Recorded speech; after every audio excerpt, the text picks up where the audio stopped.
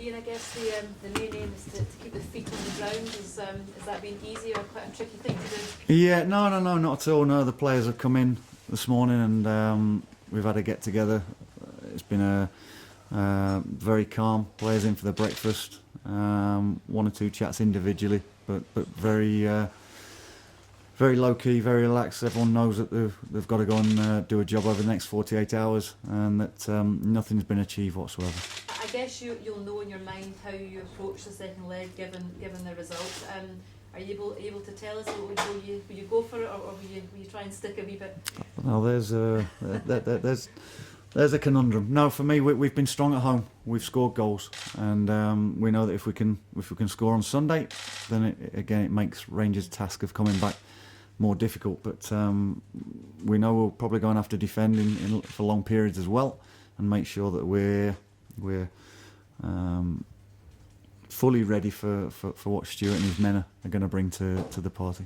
Why did it click for you guys last night, do you think, especially away from home where your form hasn't been as good as it has here? Yeah, and it probably surprised a lot of people, but I just felt during the build-up through the week that there was a definite concentration there. I think probably coming into the game where people are writing you off.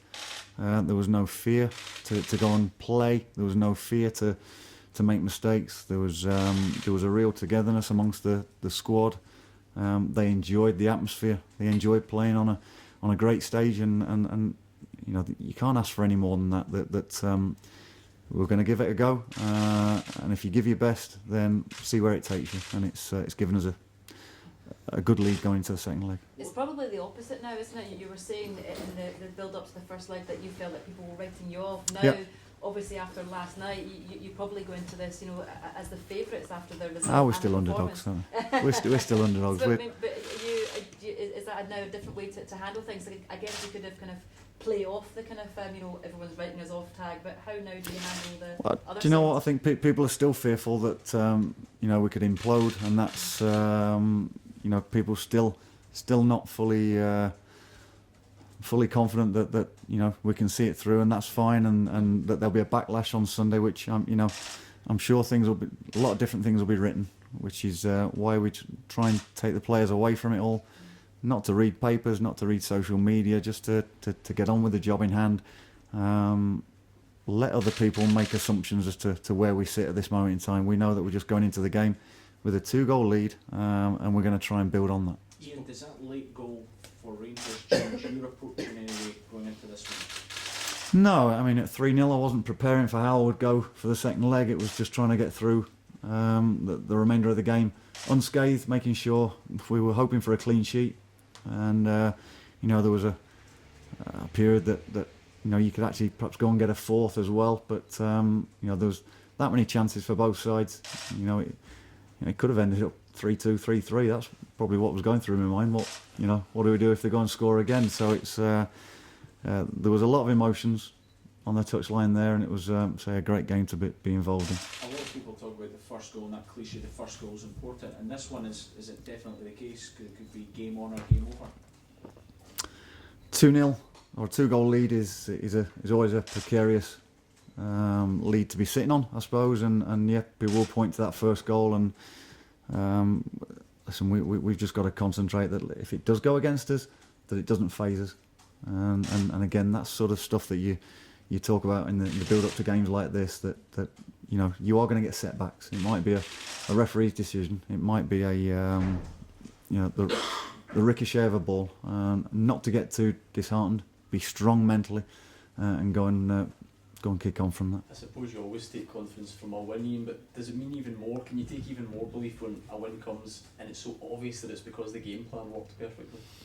It's pleasing as a manager and a coach that you know, when you do go and work things as a group, and you envisage things to happen that way, that when it does pan out, you know, it's very, very satisfying. But it can certainly go the other way. There's plenty of days where it doesn't go right, and so you have to be happy with when you do get the result, the way it goes and the way you play. I thought we played with a certain amount of composure and style as well, good pace going forward. But when we need to dig in and defend, we did. So we saw Rangers put the two kind of wider players on, and then Stuart suggested as well he was going to make some changes. Do you expect that?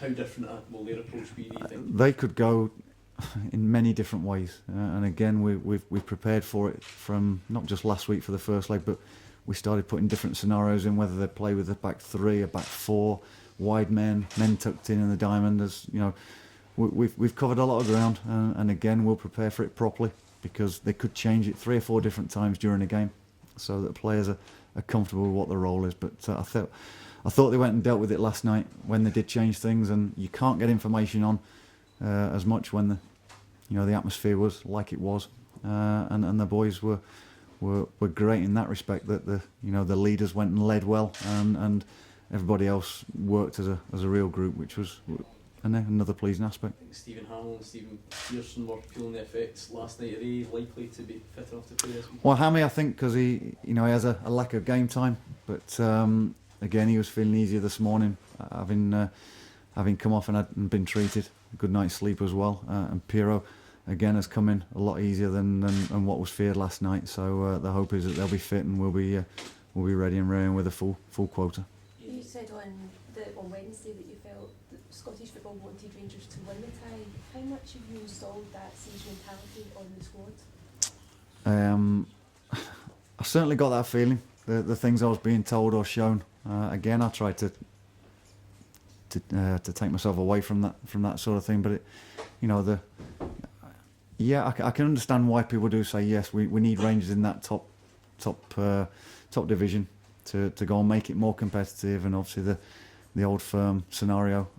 But you have to go and earn the right to be there, and for us it was a real boost for us to have that being said about us. I think as players, managers, coaches, you never want to be written off.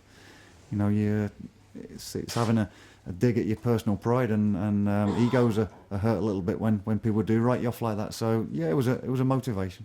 In terms of the crowd, we've also had so much been said about the tickets fiasco between the 2 sets of supporters.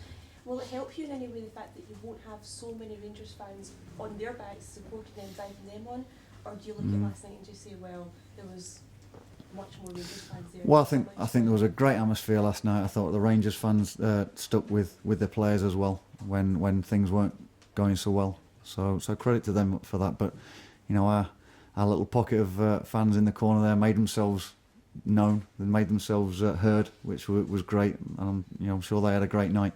But they were preparing themselves again for another big day, and they'll play a big part. Yes, we'll outnumber the Rangers fans. Well, we should outnumber them.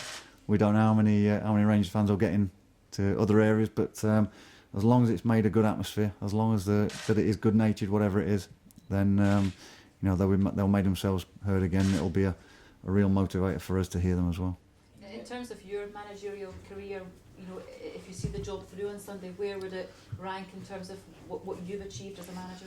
If we can stay in this division, then it would be a proud moment, and would be up there with winning league titles and cups. It's it was from the onset in December to stay in this division come the end of the year. However way we do it was the focus, and if we manage to achieve that, then we've ticked that box. Have you had any message from Les, the owner? I think he came into the dressing room afterwards. He did, yeah. He was at the game and was very pleased, proud of the team, and he came down after into the dressing room and just relayed that to the players himself. And I don't know whether he's trying to delay a flight now to stay here for Sunday. So I spoke to him this morning as well. He's in good form, and again, when you can go and repay the faith that's been shown in you as a group of players and a manager, then that's great to see the owner like that. And you mentioned people were writing you off, and Louis mentioned that as well. That you said people were saying that Motherwell was forward under pressure. To see the likes of him and George Long, possibly younger guys, cope with that atmosphere and the expectation last night, is that giving you a real kind of massive boost for this? I was pleased that you look at the younger players and you wonder, they've not played in that sort of atmosphere before, but it's brilliant for their education. They're experienced now. They know that they can go and deal with that. They thrived on it. George pulled off some great saves, but I thought his game management was fantastic as well. He controlled the tempo of the game at times. Louis again wasn't phased with what was going on around him, with good movement from Miller, then the threat of Boyd when he came on, at the pace of Clark. And he's had a lot to contend with, because the last few weeks he's been unsure as whether his little niggles were going to hold him back, but showed great character, and the gamble was vindicated in playing him. You were saying it helped with George and Moore's education. Is still a relatively young manager yourself. I mean, has it helped with yours in terms of how you handle this? You're learning all the time. And to do it on the big stages is great. And again, as a coaching staff, we're new together as a coaching staff as well. So I thought we went and worked with the situation well, and hopefully we can continue to do that. You're talking about completing the job, obviously from a club perspective and achieving those aims, but from a personal perspective, if you did pull this off, how would you reflect on this in terms of your own career? Would this be your defining moment? I don't know. That's for someone to think about later on. If I get a break at the end of this season, then maybe sitting in my back garden might be a time to contemplate on that. But I don't know where it'll sit and whether it's a defining moment. It's, as a coach and manager, you're always learning. You're always wanting to push the boundaries. You're always trying to create a bit of history, get a bit of success for your team, whatever that success is, whether it's staying in a division or actually winning trophies. But what I do know is that if we do stay in the division, it'll give us a better platform to go and execute our plans as a football club from that top division, rather than fighting our way back up from the championship. So we'll see.